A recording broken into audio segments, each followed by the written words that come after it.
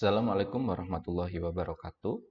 Alhamdulillahirabbil alamin wassalatu wassalamu ala asrofil anbiya'i wal mursalin sayyidina wa habibina Muhammadin wa ala alihi washabihi ajmain. Amma ba'du, raditu billahi rabba wa bil islami dina wa bi Muhammadin nabiyya wa rasulah. Allahumma faqina fil ilmi wa alimna at-ta'wil.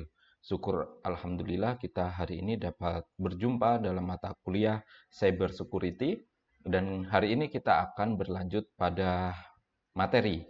Sebelumnya kita sudah melakukan praktikum tentang studi bagaimana kita bisa mendeteksi dan menganalisis ransomware yang sudah melewati jaringan kita. Atau bisa dikatakan lain bahwa ransomware atau virus tersebut atau malware ya, itu sudah dikirim oleh seseorang untuk menjangkiti jaringan yang menjadi target orang tersebut.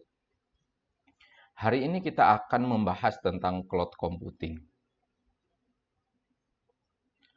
Lingkungan komputer saat ini sudah sangat modern dan telah bergerak melewati data center lokal dengan satu titik masuk dan keluar ke jaringan global yang terdiri dari banyak data center. Migrasi bisnis ini bergerak sangat cepat di mana layanan data center jarak jauh, komputasi, dan penyimpanan disewa dari perusahaan yang lebih besar atau disebut dengan komputasi awan atau cloud computing.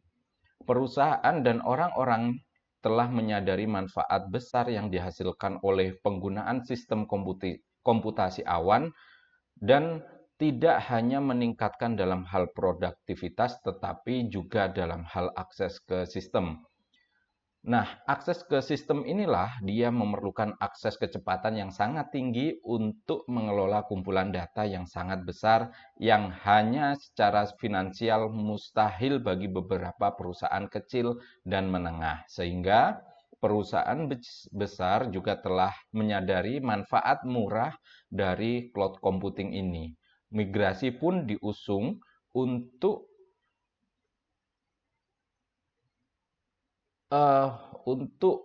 memindahkan sistem dari pengolahan tradisional dan paket penyewaan perangkat lunak dari data center yang dapat diakses di mana saja di dunia ini. Migrasi ini juga memiliki komplikasi pada keamanan informasi karena harus memahami proses keamanan informasi, baik secara prosedural dan legal. Artinya, setiap perusahaan ingin mempunyai penyimpanan akses komputer ke server yang sangat cepat dan tidak terbatas, sehingga perusahaan besar pun memfasilitasi hal ini. Mereka mempunyai kekuatan yang sangat besar, dan kekuatan itu disewakan untuk perusahaan yang kecil atau perusahaan yang baru berkembang, baru lahir ya. Sistem komputer dan forensik jaringan dipengaruhi oleh perubahan dari data center lokal ke data center jarak jauh, di mana akses tidak mungkin secara fisik.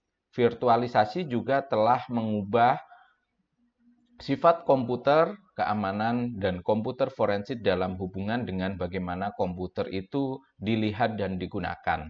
Ketika berhadapan dengan insiden keamanan yang sebenarnya, ini berarti bahwa akan terus ada perubahan dalam bagaimana keamanan komputer dan penyelidikan forensik bisa diselesaikan. Ketika beberapa atau semua sistem tidak dapat diakses secara fisik, maka dengan hadirnya cloud computing ini, dia akan bisa menjembatani permasalahan tersebut. Mungkin kita juga berpikir bahwa sekarang ini banyak atau beberapa perangkat, satu perangkat fisik misalnya, hanya akan memiliki satu sistem operasi yang akan diinvestigasi. Namun, berbeda saat perangkat itu ditaruh di cloud computing. Server fisik dapat memiliki banyak server virtual yang berjalan pada perangkat keras fisik, dan server virtual tersebut mungkin bahkan bukan milik perusahaan atau layanan yang sama. Dengan adanya cloud computing, kita bisa mempunyai banyak sistem operasi secara virtual yang bisa dijalankan, sehingga kita tidak perlu membeli perangkat server, kemudian kita melakukan instalasi dan konfigurasi. Cloud computing akan memerlukan perubahan pada kebijakan perusahaan dan keamanan terkait akses jarak jauh dan penggunaan data melalui browser, privasi, mekanisme audit, sistem pelaporan, dan sistem manajemen yang menggabungkan bagaimana data diamankan pada sistem komputer sewaan yang dapat berada di mana saja. Ini adalah konteks penuh dari sistem komputasi awan yang digunakan oleh perusahaan yang membuat lingkungan keamanan yang kompleks dan menantang dan yang menentukan parameter keadaan modern. Kemudian ada lingkar keamanan, sekarang harus dilihat bagaimana serangkaian sistem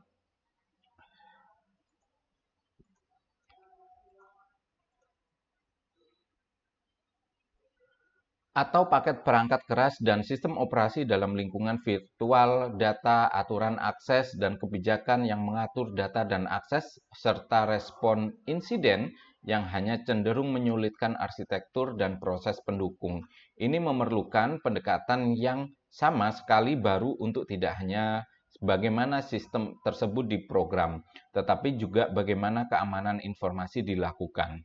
Perubahan ini belum ditangani secara baik, meskipun penyedia layanan cloud sendiri yang lebih besar mulai memenuhi kebutuhan industri. Seiring waktu, ini akan mencakup bagaimana perusahaan benar-benar dapat menangani forensik jaringan dan komputer dalam lingkungan komputasi awan. Karena komputasi awan itu terbilang baru, maka masih terus dilakukan penyempurnaan dan penelitian juga tentang cloud forensik itu sendiri.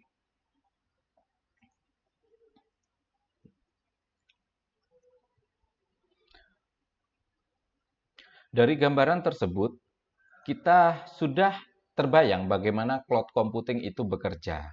Cloud computing adalah teknologi yang memungkinkan pengguna untuk menyimpan, mengelola, dan mengakses data serta aplikasi melalui internet tanpa harus memiliki infrastruktur fisik secara langsung. Dengan kata lain, layanan ini memungkinkan komputasi berbasis internet yang dapat diakses kapan saja dan di mana saja. Sehingga dengan adanya cloud computing ini, suatu perusahaan tidak memerlukan tentang adanya server, tidak khawatir bahwa server tersebut akan rusak karena kepanasan, juga tidak akan khawatir bagaimana instalasi jaringan dan sistem pendinginan pada server tersebut.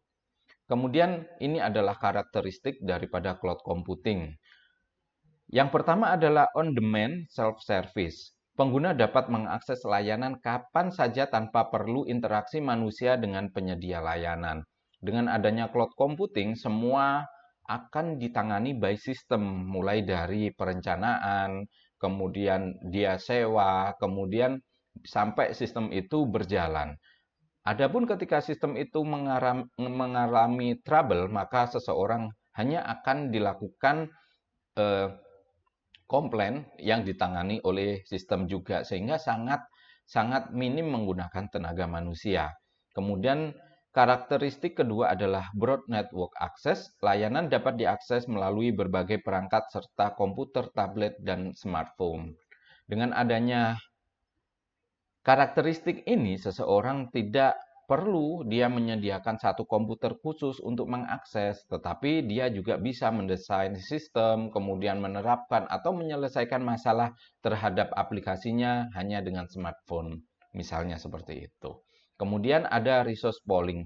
Sumber daya komputasi disediakan secara dinamis dan dapat digunakan oleh banyak pengguna. Dengan artian bahwa dia sudah tersedia oleh banyak segmen, atau dia istilahnya kalau kita memakai program itu API-nya itu sudah banyak disediakan, sehingga ketika kita melakukan programming atau setting itu tinggal comot-comot aja seperti itu. Berbeda dengan ketika kita melakukan konfigurasi secara manual, kita akan dihadapkan dengan berbagai macam masalah, antara API-nya ngebug ataupun tidak sinkron dengan aplikasi yang lain. Kemudian ada rapid elasticity, kapasitas dapat ditingkatkan atau dikurangi sesuai dengan kebutuhan. Nah, ini enaknya. Padahal mirip-mirip juga dengan web hosting ya, tetapi dengan adanya cloud computing itu juga sangat mudah. Misalnya sistemnya adalah tagihan di akhir, bisa seperti itu. Jadi pasca. Berbeda dengan ketika kita memerlukan server secara langsung, yang server manual, bayangkan harganya 250 juta, itu belum melakukan konfigurasi, belum peningkatan jaringan. Tetapi dengan adanya cloud computing, ya dia dikatakan sebagai rapid elasticity, dia bisa ditingkatkan atau dikurangi semau kita tanpa kita harus khawatir bahwa itu akan merugikan kita. Tentunya dengan cloud computing ini akan memberikan banyak-banyak manfaat pada aplikasi yang akan dibangun. Kemudian ada measured service. Dia penggunaan layanan diukur dan pengguna hanya membayar sesuai dengan konsumsi mereka. Dengan adanya measured service atau layanan ukuran pelayanan, maka seperti listrik, kalau dia menggunakan 1 kWh, dia cukup membayar 1 kWh. Tetapi kalau 1000 kWh, dia juga akan dikenakan 1000 kWh. Mungkin dengan adanya cloud computing, dia juga akan dihitung berapa banyak megabyte yang keluar, kemudian jamnya berapa banyak, juga seperti itu. Sama dengan ketika kita menggunakan motornya otomatis kilometernya berapa, sudah digunakan seberapa lama, dia dibeli tahun berapa, kondisi fisiknya seperti apa. Namun di dunia cloud computing, itu juga akan dipertahankan atau dipertimbangkan jaringannya seperti apa, kemudian apakah responnya cepat, apakah dia keamanannya itu terjamin, dan yang lain sebagainya. Itu adalah satuan ukuran-ukuran yang bisa digunakan untuk peningkatan suatu layanan daripada cloud computing. Kemudian ada model layanan cloud computing. Cloud computing ini terbagi menjadi 3 model utama, yaitu yang pertama, infrastruktur as a service, menyediakan infrastruktur IT seperti server, storage, dan jaringan. Dengan model ini, seseorang bisa membangun server dan tidak akan takut kehabisan storage-nya. Dia bisa ditingkatkan dalam waktu dekat. Misalnya, wah ini mau habis, saya harus tingkatkan. Kalau nggak ditingkatkan, besok programnya akan gagal. Itu dengan mudahnya seseorang akan meningkatkan. Beda dengan ketika kita menggunakan server yang fisik, kita harus menyediakan servernya, kemudian melakukan konfigurasi, routing, dan yang lain sebagainya. Belum lagi menyediakan dananya untuk membeli server itu yang tidak murah. Kemudian yang kedua adalah platform as a service, yaitu menyediakan platform untuk pengembangan dan pengelolaan aplikasi tanpa harus menangani infrastruktur. Kita hanya perlu untuk mengupload atau mendesain aplikasi itu, kita nggak akan perlu tahu infrastrukturnya seperti apa, instalasinya seperti apa, itu tidak akan perlu. Kita hanya perlu untuk misalnya mengunggah aplikasi website kita misalnya. Hanya itu, kita nggak usah perlu bagaimana jaringannya, bagaimana komputernya, bagaimana RAM-nya, bagaimana penyimpanannya, bagaimana nanti kalaunya listrik mati karena kehabisan token, bagaimana kalau internet mati karena kehabisan token, itu nggak ada. Dengan model layanan ini maka bisa diakses 247 ya, 24 jam dalam 7 hari. Software as a service menyediakan perangkat lunak yang bisa langsung digunakan melalui internet. Nah, dengan adanya model layanan ini, seseorang tidak perlu melakukan instalasi software tambahan dan aplikasinya sudah didukung dengan model ini. Misalnya adalah dia diadain Microsoft Office 365, bisa dilakukan di internet dengan hanya kita login aja. Kemudian ada Dropbox, kita bisa menggunakan sebagai media penyimpanan dan melakukan editing file di situ secara langsung. Setelah kita belajar tentang model cloud computing, saat ini kita akan mengenal jenis cloud computing. Yang pertama adalah public cloud, layanan cloud yang tersedia untuk publik dan dikelola oleh penyedia layanan cloud. Nah, ini secara publik dia bisa menyediakan dan juga bisa kita sewa, juga bisa diakses oleh orang banyak. Kemudian ada private cloud, infrastruktur cloud yang hanya digunakan oleh satu organisasi tertentu. Misalnya adalah eGov. Dia kalau bukan government, dia tidak boleh mendaftar untuk situs website tersebut. Kemudian ada hybrid cloud, yaitu kombinasi antara public cloud dan private cloud untuk fleksibilitas dan efisiensi. Dengan hybrid cloud ini, ya, data bisa dijembatani antara untuk publik dan untuk yang privat, sehingga kepentingan untuk transaksi perbankan misalnya seperti itu yang membutuhkan akses tentang data KTP, data saldo itu bisa terjembatani dengan adanya hybrid cloud ini. Tentunya mereka punya batasan-batasan yang mengizinkan aplikasi itu bisa dikelola dengan baik. Kemudian yang terakhir adalah community cloud.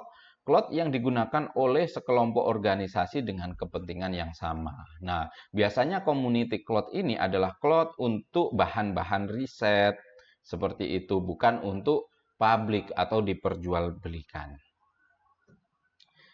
Penerapan cloud computing yang pertama adalah pencarian Google. Nah, ini sudah jelas.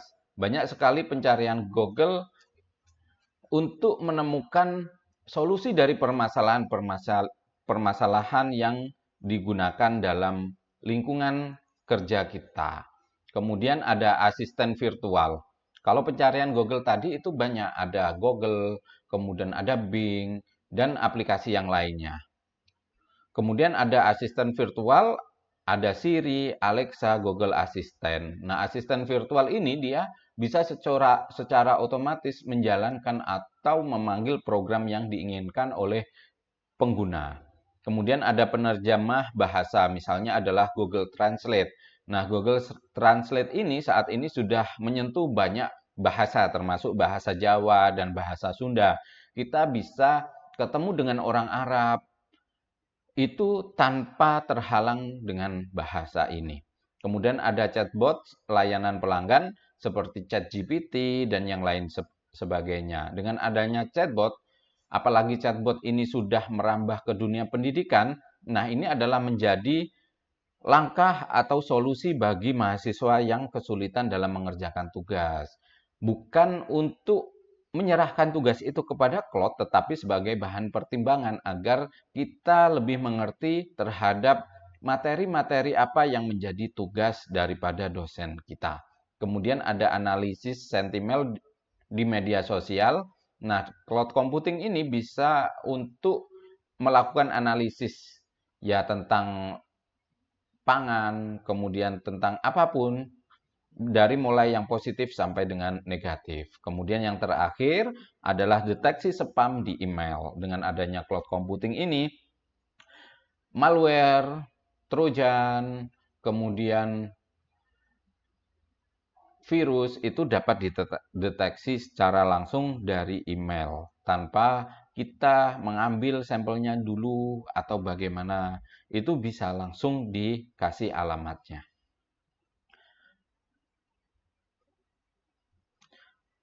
Kemudian penerapan cloud computing. Cloud computing telah diterapkan dalam berbagai sektor industri, antara lain yang pertama adalah bisnis, digunakan untuk penyimpanan data, kolaborasi tim, dan pengelolaan sumber daya bisnis. Nah, aplikasi yang biasa digunakan untuk bisnis, penyimpanan data, kolaborasi tim, dan pengelolaan sumber daya bisnis, ini biasanya menggunakan Google Drive. Di situ seorang tim atau sebuah tim bisa melakukan kolaborasi, misalnya dia berbagi sharing data secara langsung, editing data dengan Microsoft Word maupun Excel, itu bisa dilakukan secara langsung. Kemudian di bidang pendidikan digunakan untuk e-learning, penyimpanan materi pembelajaran, dan pengelolaan administrasi sekolah. Nah, ini juga bisa menggunakan Microsoft 365 atau LMS yang dimana dia bisa menyimpan materi tersebut dan pengelolaan administrasinya termasuk pemberian nilai atau dia bisa dilakukan survei-survei. Kemudian ada di bidang kesehatan, membantu dalam pengelolaan rekam medis, sistem informasi rumah sakit, dan telemedicine. Nah, aplikasi yang umumnya kita gunakan itu ada Halodoc misalnya, itu adalah aplikasi. Kemudian aplikasi pemesanan obat dan yang lain sebagainya bisa melalui Halodoc dan aplikasi lain. Kemudian pada pemerintahan digunakan untuk menyimpan data, keamanan informasi, dan pelayanan publik berbasis digital. Ini biasanya diterapkan menggunakan eh, kependudukan, kemudian untuk identifikasi bahwa orang tersebut pernah terlibat kejahatan atau enggak, seperti itu. Juga untuk kemudahan dalam proses perpajakan. Kemudian ada industri kreatif, mendukung penyimpanan dan pengelolaan konten multimedia serta pengembangan aplikasi berbasis cloud. Dia kalau industri kreatif ini ya bisa macam-macam.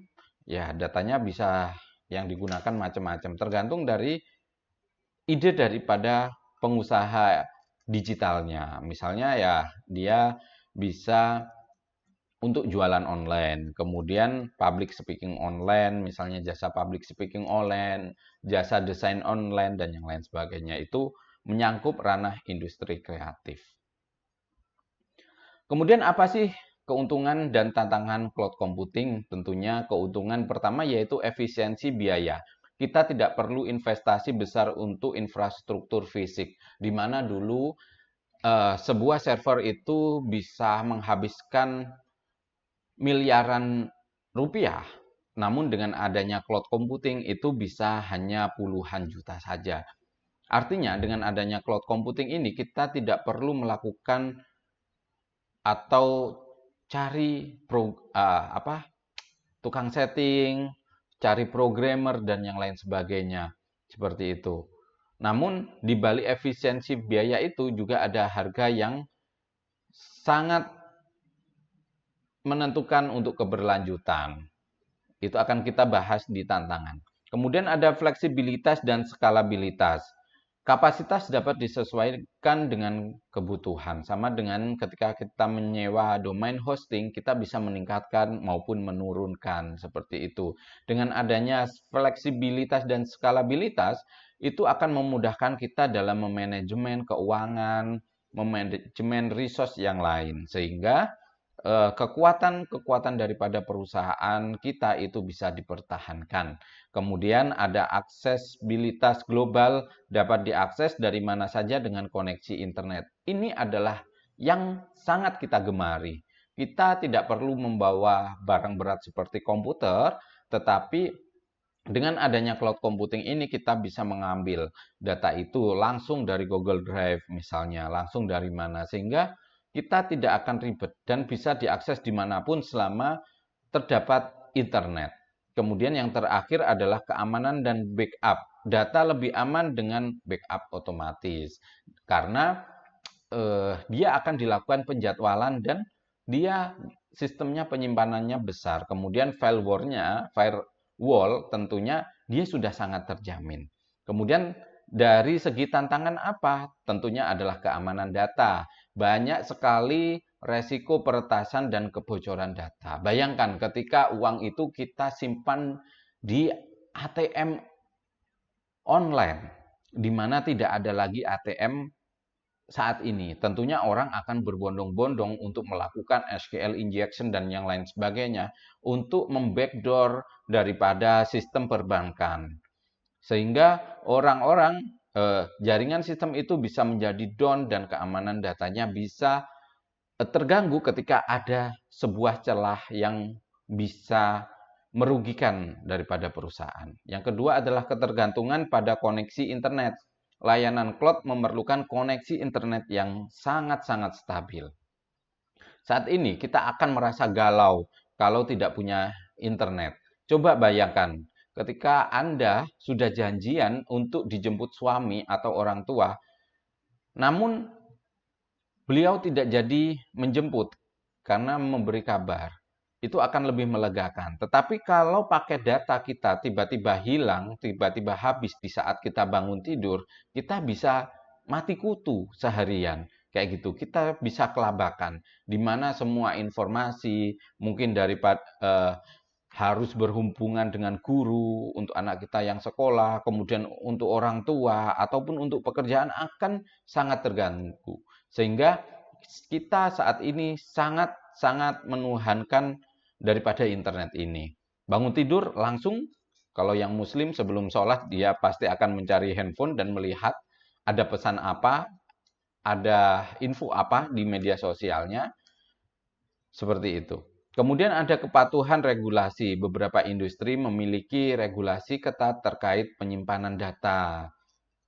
Sehingga biasanya mereka diminta open data untuk WhatsApp misalnya. Dulu ketika teroris itu merajalela, maka Indonesia memblokir WhatsApp.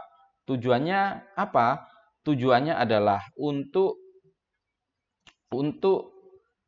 memberi akses agar pemerintah bisa mengetahui atau memetakan jaringan-jaringan teroris yang saling terhubung di grup WhatsApp. Dengan adanya pemetaan tersebut, pemerintah bisa mengontrol teroris yang ada di Indonesia. Itu adalah kepatuhan regulasi. Cukup sekian presentasi dari saya tentang cloud computing. Semoga dengan adanya presentasi ini membuka mata hati kita untuk melihat bahwa semakin modern dunia ini, semakin banyak juga tantangan yang akan kita hadapi dengan adanya cloud computing ini. Cloud computing bukan hanya memberikan triliunan manfaat, tetapi juga akan membawa jutaan daripada masalah baru yang timbul akibat teknologi. Efeknya apa? Efeknya kalau kita tidak mempertimbangkan keahlian yang lain dan kita hanya menyandarkan beban kita pada teknologi, suatu saat teknologi tidak akan bernilai dan akan digantikan dengan cara manual lagi. Itu aja presentasi dari saya. Salah khilaf mohon maaf. Saya akhiri. Wabillahi taufik wal hidayah. Semoga akhir pekan ini bisa mendekatkan teman-teman bersama keluarga. Wabillahi taufik wal hidayah. Wassalamualaikum warahmatullahi wabarakatuh.